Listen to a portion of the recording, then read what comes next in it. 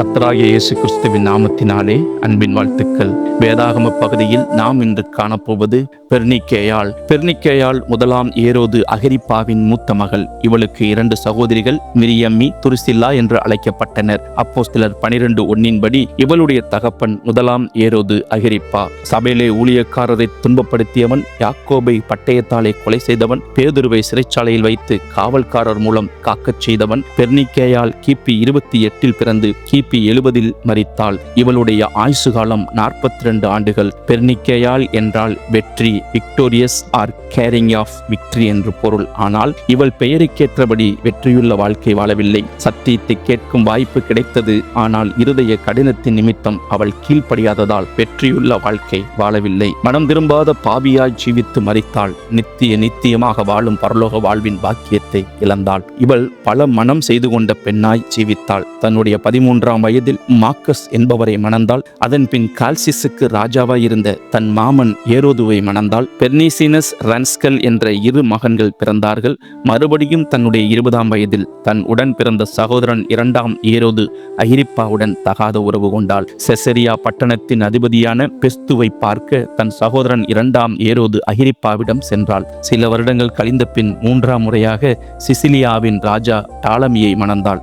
இந்த திருமண வாழ்க்கை அதிக நாட்கள் நீடித்திருக்கவில்லை. மறுபடியும் தன் சகோதரன் ஏரோது அகிரிப்பாவிடம் சென்றாள். கடைசியாக ரோம பேரரசர் வெஸ்பேசியனுக்கு அவரது மகன் தீத்துவுக்கும் வைப்பாட்டியாக இருந்தாள். அவர்களை திருமணம் செய்யாமலேயே அவர்களுடன் வாழ்ந்தாள். இப்படிப்பட்ட முறையற்ற கெட்ட வாழ்க்கை வாழ்ந்தாள். அந்நாட்களில் ரோம சரித்திரத்திலேயே இந்த பெர்னிக்கேயாளும் அவளின் இளைய சகோதரி துருசில்லாவும் தரம் குறைந்த இலி குணம் உள்ளவர்களாய் காணப்பட்டனர். இந்த பெர்னிக்கேயாள் ரோமாபுரியைச் சேர்ந்தவளாக இருந்தாலும் இஸ்ரவேல் நாட்டில் வாழ்ந்த யூத ஜனங்களுக்காக ஏரோது அகிரிப்பாவிடம் பரிந்து பேசினாள். அது மாத்திரமல்ல, தன் தலையை மொட்டையடித்து வெறுங்காலோடு நடந்து கடவுளிடம் யூத மக்களின் நன்மைக்காக வேண்டினாள். ஆனால் கடவுளிடம் வேண்டிய அவளுடைய வாழ்க்கையில் கடவுள் இல்லை. இந்த பெர்னிக்கேயாளும் 2ஆம் ஏரோது அகிரிப்பாவும் செசரியா பட்டணத்து அதிபதியான பெஸ்துவை பார்க்க சென்றார்கள்.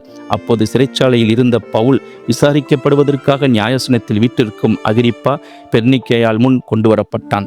அங்கு இவர்களோடு நற்செய்தியை கேட்பதற்கு வாய்ப்புகள் இல்லாத பிரதான ஆசாரியன், அநேக யூதர்கள், எருசலேமில் இருந்த ரோம சேனாதிபதி, ரோம சேவகர் பெலிக்ஸ், பல சேனாதிபதிகள், செசரியா பட்டணத்தின் முக்கிய நபர்கள், இன்னும் பலர் இருந்தனர். அங்கு பவுல் தன் விடுதலைக்காக பேசாமல் கர்த்தருடைய செய்தியை முக்கியப்படுத்தி பேசினார். கிறிஸ்து பாடுபட்டு மரித்தோர் உயிர்த்தெழுதலில் முதற் பலனானார் என்றும் மற்ற மனிதர்களும் உயிர்த்தெழுவார்கள் என்றும் பவுல் சுட்டிக்காட்டினார். இயேசு கிறிஸ்துவை ஏற்றுக்கொள்ளவில்லையானால் ரட்சிப்பு இல்லை என ஆணித்தரமாக தைரியமாக எடுத்து கூறினார். ஆனால் இயேசு கிறிஸ்துவை பற்றி கேட்ட அநேகர் விசுவாசிக்கவில்லை, அவரை ஏற்றுக்கொள்ளவில்லை.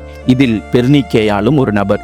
இயேசு கிறிஸ்துவை ஏற்றுக்கொள்வதும் ஏற்றுக்கொள்ளாததும் நற்செய்தியை கேட்கிறவர்களின் பொறுப்புதானே. ஆனால் எல்லா சூழ்நிலைகளிலும் நற்செய்தியை அறிவிப்பது நமது கடமை. நமது பாடுகளில் கூட தேவன் நமக்கு தரும் வாய்ப்புகளை பவுலை போல பயன்படுத்த தவறக்கூடாது. பெரிய ராஜ பரம்பரை வம்சத்தில் பிறந்த பெர்னிக்கேயாள் ராஜாதி ராஜா இயேசு பாவிகளை ரட்சிக்க இந்த உலகத்திற்கு வந்தார் என்று பவுலின் மூலம் கேட்ட சத்தியத்தை அசட்டை பண்ணினவளாய் அலட்சியம் பண்ணினாள். ராஜ குடும்பத்தில் பிறந்திருந்த அவள் ராஜாதி ராஜா இயேசு கிறிஸ்துவின் பிள்ளையாய் மாற தன் பாவங்களை அவரிடம் அறிக்கையிட்டு மன்னிப்பு பெற்று புது சிருஷ்டியாய் மாற வேண்டும், மறுபடி பிறக்க வேண்டும் என்று அக்கறை இல்லாமல் சுகபோகமாய் வாழ்ந்தாள். தன் ஜீவனை நஷ்டப்படுத்தினால் நித்தியமாய் வாழும் பரலோக ராஜ்யத்தின் மேன்மையை இழந்தாள். பரிதாபமான முடிவை பெற்றாள். கர்த்தருடைய ஆலயத்திலே நற்செய்தி கூட்டங்களிலே, ஜப கூட்டங்களிலே நாம் கேட்ட சத்தியங்களை ஏற்றுக்கொண்டு பாவ வாழ்க்கையின் அடிமத்தனத்திலிருந்து விடுதலை பெற்றிருக்கிறோமா?